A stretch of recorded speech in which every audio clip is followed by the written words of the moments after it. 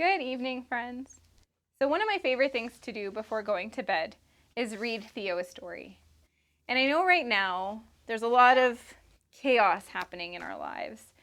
We feel a little bit out of place, our routine is a mess. And so, I wanted to start reading some stories that maybe my students can listen to before going to bed, and maybe it would help them feel calm. So, I picked some of my favorite stories to do this with. And tonight I'm going to start with one called The Dream Jar by Lyndon Lee Johnson. This book was actually given to me by a teacher I used to teach with about 12 or 13 years ago, named Kathleen. So Kathleen, if you're watching this, I still have this book and it's one of my favorites.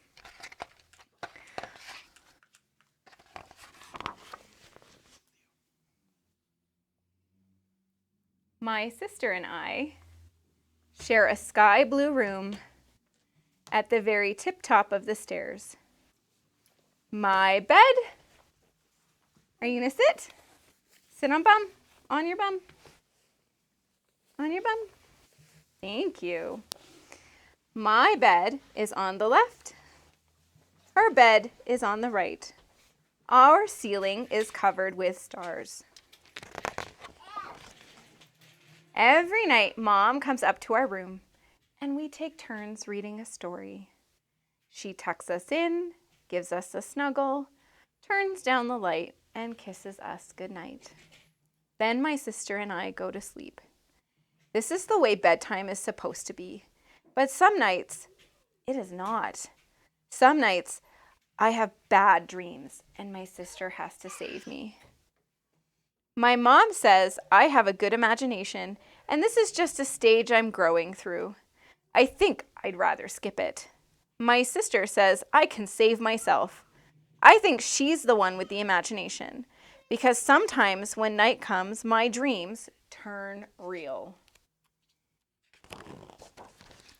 My bed is in the middle of the ocean. Sea monsters surround me. Yikes! My bear falls overboard. Help! Help! Uh-oh. Wake up. You're only dreaming. My sister is shaking my shoulder. I open my eyes and I see my room. No ocean. No Teddy in the water. Not a single sneaky sea monster in sight. But it was so real. Tell me about your dream, my sister says, and listens to every scary word. Then she lowers her voice. I think it's time to tell you the secret. The secret? I love secrets. I bounce up and down on the bed. Tell me, tell me, tell me. Mom told me this secret when I was your age. You can change the story of your dreams if you practice. Even if it starts out to be a bad dream, you can make it into a good one.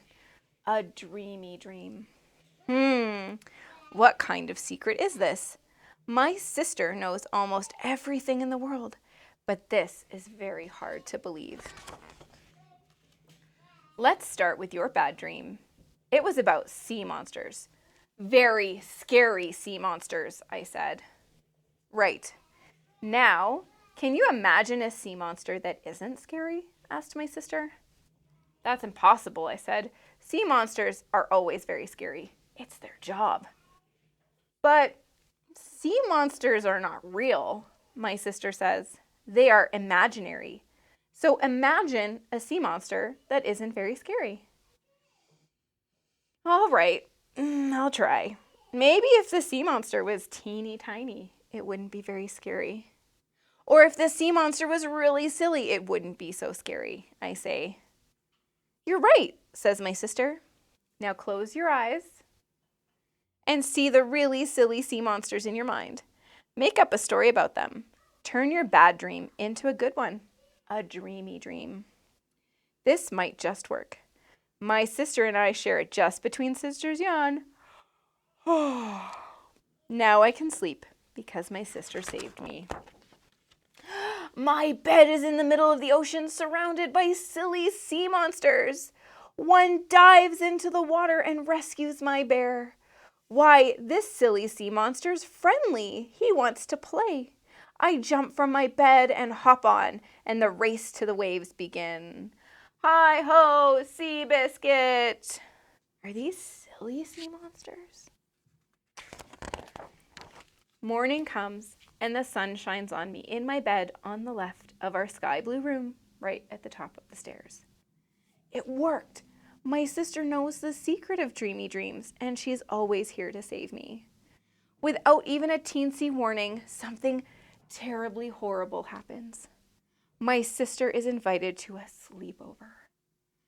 You can't go, I tell her. We are a team. We need to be here to save me from bad dreams. We can never, ever, ever, ever be separated for the rest of our lives, ever.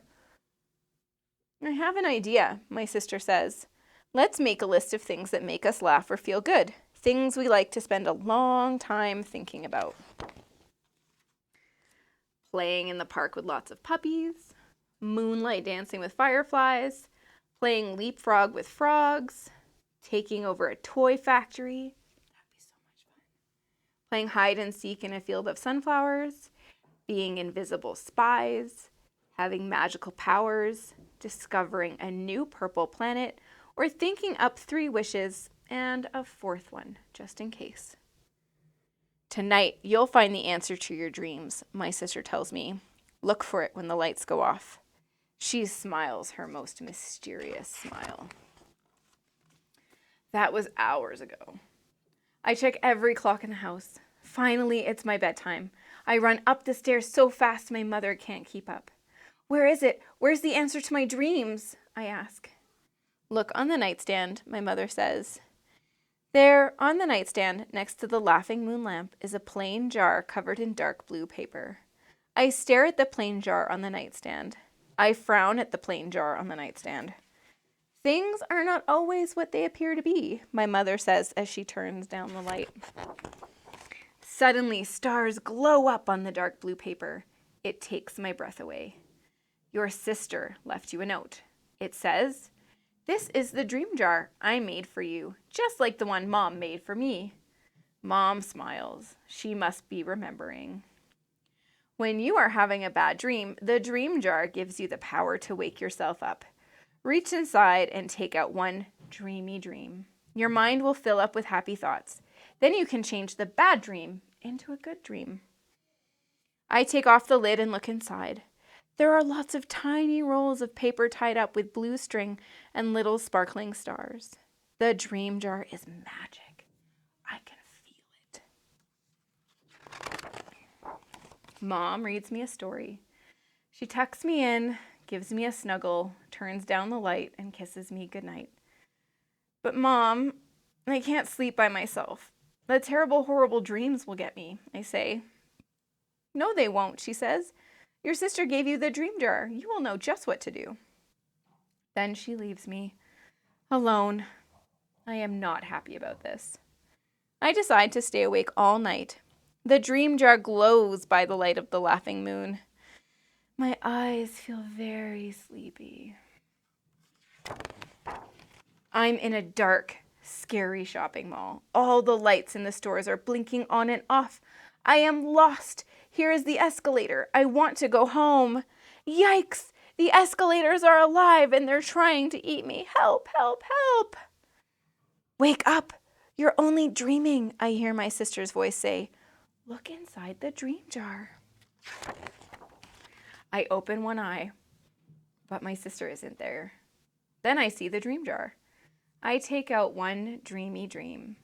I untie the blue string and carefully unroll the little piece of paper. I read the tiny words my sister wrote just for me. You have a magic wand. Use it. I smile and close my eyes. I am back in the shopping mall. I point my magic wand at the chomping escalators and they melt into slippery, silvery slides that magically go up and down and all around. On one of the slides, I see my sister. She laughs and waves at me.